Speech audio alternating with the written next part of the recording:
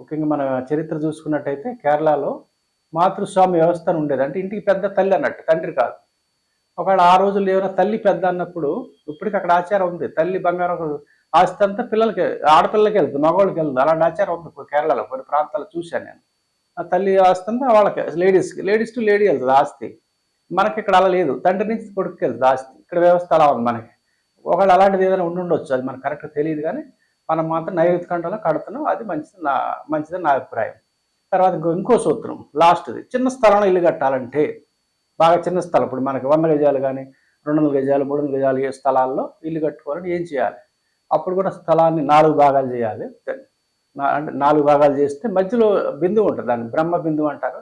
Centre point, nothing but centre point. స్థలాన్ని centre point తెలుసుకోవాలి. 4 భాగాలు చేస్తే మధ్యలో ఉన్నదాన్ని సెంటర్ పాయింట్.